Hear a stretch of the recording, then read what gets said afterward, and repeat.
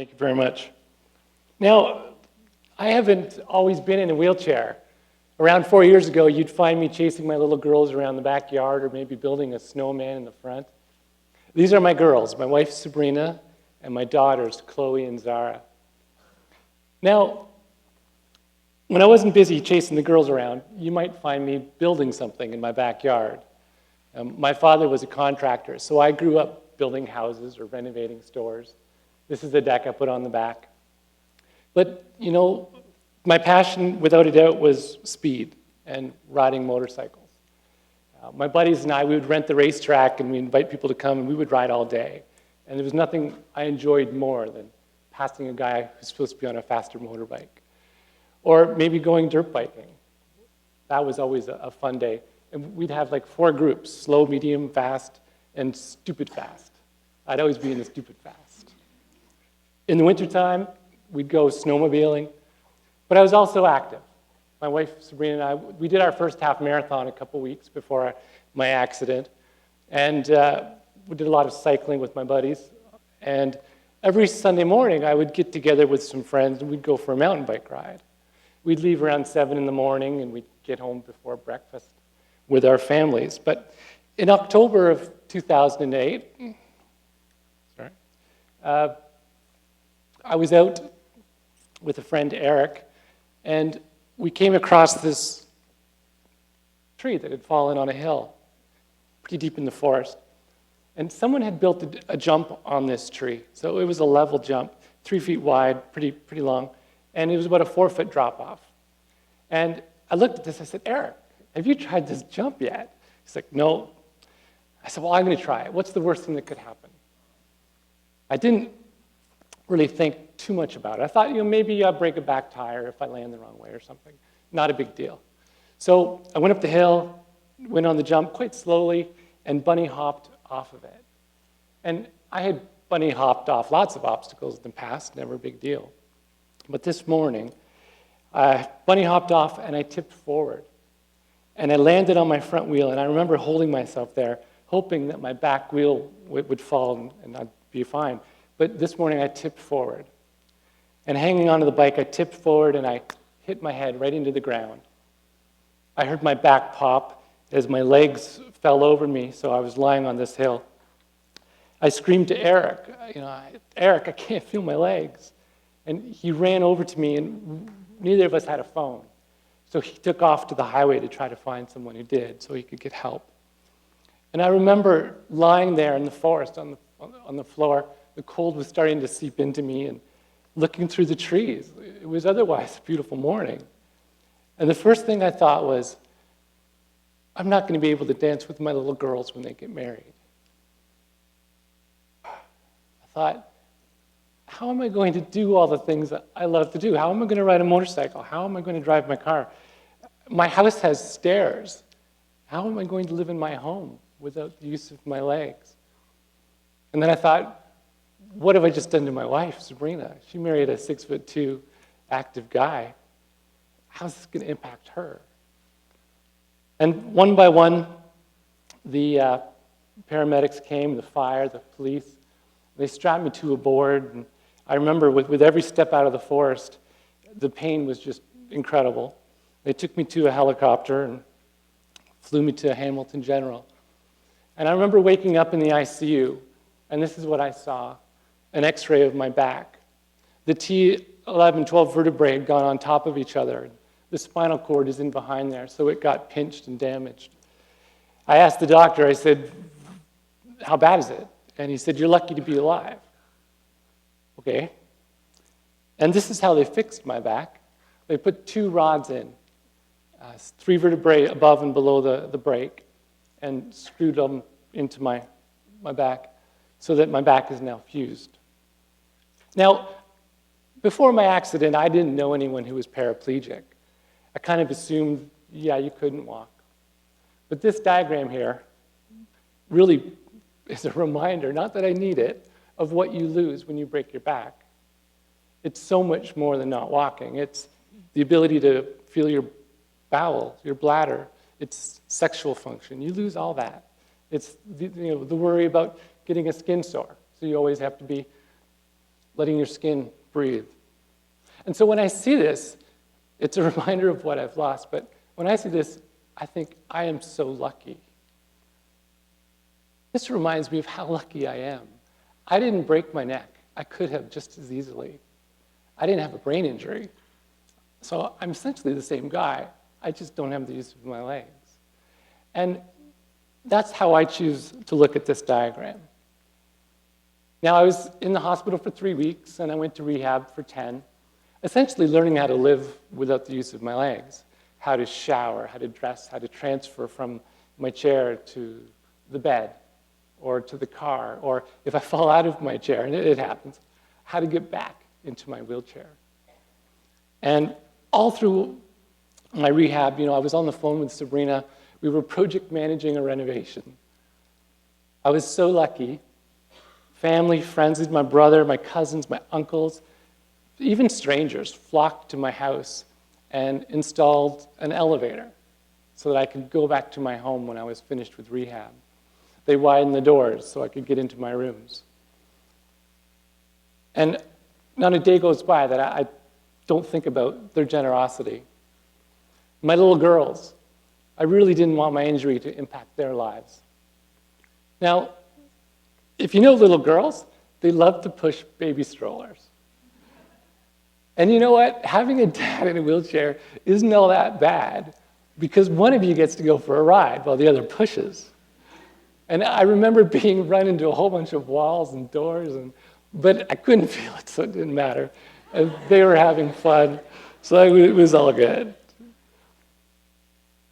Now, when you break your back, people say, you can get a minivan and you'll just wheel right inside it. It'll be so convenient. It'll be easy for you.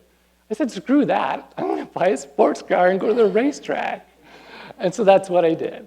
So I had hand controls installed in the car. You can see I put the chair beside me, and away I go to the racetrack. And what you can't see is that I need to put a belt around me so that when I hit the brakes and turn, I don't end up in the passenger seat. Because I don't have any abs or legs, I can't hold myself up. And it's funny, having this car and parking in a disabled spot, you would be shocked at how many soccer moms look down on me in their minivan and they go, because they figure I'm just being lazy. So their definition of being disabled means you can't have an okay car. And I'm definitely okay with challenging that. Sports, really big thing for me before, and I wanted to get back into it. And I met this guy, Rich Vanderwall, who's become a really good friend. He's paraplegic, and he showed me this picture of him. And when I saw this, my mind just exploded. It's like, this guy can't walk, but he's flying. I can do anything. This is, my world exploded. And I'm also thinking, he's not married because my wife wouldn't let me do that. I met another guy, Chris Buren, and he's a para-triathlete. And that's something I had wanted to do before I got hurt. This guy showed me that it's possible still. So before I left rehab, I ordered my hand cycle, and I did what any normal person would do. A week being home, I signed up for the Conquer Cancer ride from Toronto to Niagara, a 200-kilometer ride over 2 days. And so this is me with my good friend Brian, and at the end with my family. 9 months after my accident, I had done a 200-kilometer ride. And the woman in the bottom corner, she came in just a few minutes after me. I was thrilled to meet her. She did the ride with one leg. She lost a leg to cancer as a child. That was inspiring. And all my buddies, of course, said the next year I'd have to do it with one arm. But that's never going to happen. So, keeping busy. The summer solstice, longest day of the year, there's this ride, the 24-hour summer solstice mountain bike ride, where you get together with a team and you do as many laps as you can in 24 hours. Now, I was supposed to do that race with my buddies, but of course I couldn't. But my friend Brian turned it into a fundraiser. So he, some friends, family, strangers again, raised over $50,000 for the Canadian Paraplegic Association and me. I got a chunk of that. And with that money, I went and bought this off-road hand cycle. It was the first in Ontario. And I can't tell you the feeling that I had being able to go with a bike ride with my daughter. It's one of those things, father-daughter things, that I thought I would have lost, but I didn't. I got it. And I was very grateful for that. So 2010, Sabrina and I made a list of things we wanted to accomplish, and we got busy. First thing we did was we went to Bermuda, where we both did our first marathon. What you can't see, the top corner there, that's me booting down a hill trying to catch my friend Rich. At the bottom of the hill, it did a 180-degree turn, which I didn't know, and I ended up flying through the barricades. I hit the curb, flew out of my chair, and landed about this far from a brick wall. Paramedics came running over saying, "What do we do?" I said, "Put me back in the chair because I need to finish this race." And so we did that. We liked racing so much, we went to LA and did the marathon there in March. And I was so thrilled to be with all these wheelchair athletes because quite often I was by myself. So the first kilometer up around Dodger Stadium, 50 of them just took off on me. So for 42K, I just pounded away on the rims, but we got it done. In May, Brian and I said, let's do this open water swim near Peterborough. We'd done stupider things. Figured, what's the harm? It was a great race. The problem is, when I started swimming, my upper body just started screaming at me. And I remembered probably wasn't a good idea that the day before, Brian duct taped me to his ATV and took me through the forest. So got the order of things wrong there, but a good experience. In 2010, the summer solstice ride, the coolest thing ever. Chico Racing, the organizers, made it accessible. They cut a bunch of double track and allowed Rich and I to be part of the 10-man team to use this off-road hand cycle. And one of the best things of this was, in the middle of the forest, you would see these wheelchair signs where the double track went straight and the single track went off to the left. And people were scratching their head, what's a wheelchair sign doing in the middle of a forest? And it only made sense once they saw us. So they would come and they'd pass us, and there's just nothing like that feeling. 4 in the morning, it's pitch black, people are passing, there's lights here and there, and people are yelling at you. You're awesome! You're my hero! You're effing crazy! And of course, the last comment was probably my favorite. But we got it done. And then I did my first triathlon in September of that year. It was the Olympic distance, so a 1.5K swim, a 40K bike, and a 10K ride. And I did it with my good friend Peter. And my favorite picture from the triathlon was this one here with the guy in the blue shorts. I had no idea who that guy is. Peter recruited him from the beach. But you know, here's some stranger, and I think he's having a good time because he's smiling. He's helping me accomplish my dreams. He's helping me accomplish my goals. How lucky am I? But without a doubt, the highlight of 2010 had to be getting back on the motorcycle. My good friend Brian adapted my GSXR 1000, and a couple friends stuffed me in my leathers, and they strapped me to the bike, and away we went. This is me coming down the back straight at Shannonville. Oops, go back. So I was probably doing about 240K by the time I got to the end. All right, we'll just try one more sec. There we go.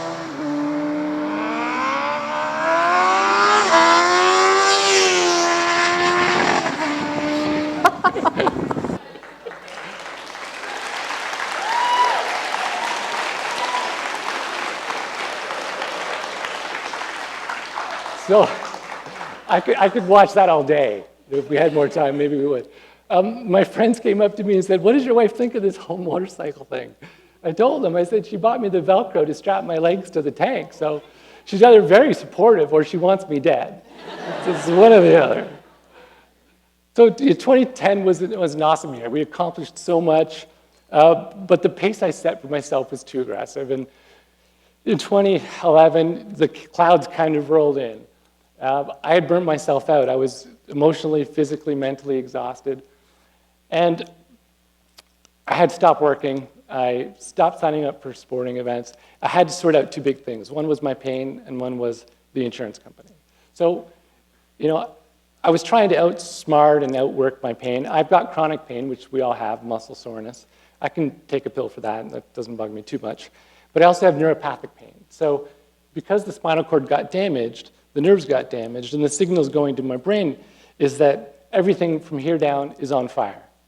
And so I have this burning sensation as if I was in a pot of boiling water, and there's nothing that they can do about it. They have all these different ideas, and you can try them, but there's no cure. So I decided I was going to use my degree and make myself a research subject, and I was going to figure my pain out. So I had this spreadsheet where I tracked my pain 3 times a day, and I tracked exercise and sleep and diet and medications and the dosage and the frequency, all these things. I also tracked like chiropractor, massage. I tried hypnosis to try to fool my brain. I even tried acupuncture. I gave that up after she punctured a lung with a needle because it just wasn't working for me. But I did find meditation. And the meditation helps me deal with pain better, and it makes me more mindful. So in the moment, I'm more grateful and aware of what's going on, and that's a good thing. The second thing I had to sort out was my insurance. My long-term disability provider said, congratulations on going back to work and doing so well with your rehab. You no longer fit our definition of what it means to be disabled, and we're cutting you off. Oh, okay. So here I am, I essentially ran to my psychologist saying, how do I come to terms with this? I had defined having a disability one way that was really working pretty well for me. Maybe I was going a bit too hard. But here, they're insisting that I sit at home and be helpless. And so, after 8 months of trying to come to terms with this, I got to the point where I figured I have to go back to the way I was. And I learned 3 things about myself, which really helped me, moving forward. And that is, attitude is everything. The day I was on the forest floor, the question I was asking was, how am I going to ride my motorcycle again? It wasn't, oh, life is over. It's finding a way. My wife is very much like that too, and I'm very grateful. It's always been finding a way to figure things out. The second thing was working hard is my secret weapon. So whether it was university or my career or rehab, I like to work hard, and it's always done me very well. And so I need to throw myself back into things. And the third thing was that, I'm motivated through challenge, and I'm really glad I know that about myself, because this year I've signed up to do a half Ironman. Next year I want to do a full. 2016 triathlon in the Olympics. Why not? Set those goals. Now you do need to be careful, because when your friends know that you're motivated by challenge, they'll say things like, I bet if I put you on a tube behind my boat, you wouldn't be able to hang on. And what am I supposed to do? But hang on, and you can imagine my legs flying everywhere. But I did it. So that's what I learned about myself. So September of last year, it's, the girls are going back to school, I'm going back to the racetrack. I'm going back to accomplishing things. So I did my first century ride. So I cycled over 100 miles in a day with 9 of my friends. This past March break, we were in New York City, and we did the half marathon. I don't know how, but I was the first racing chair across the finish line. So,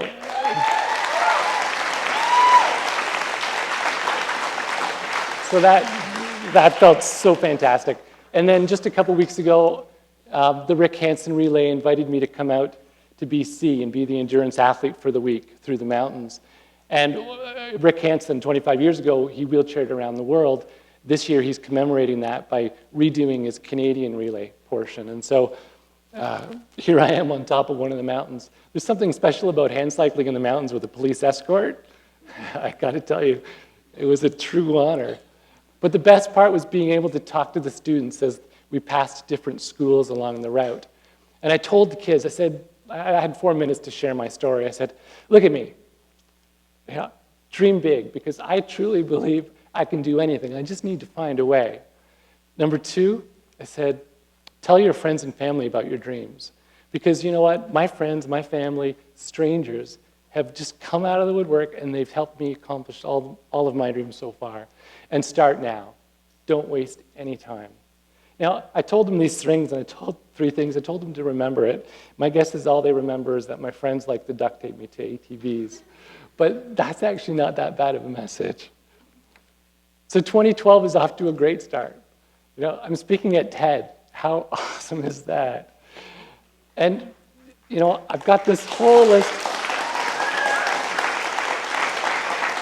a whole list of things that I'm working towards.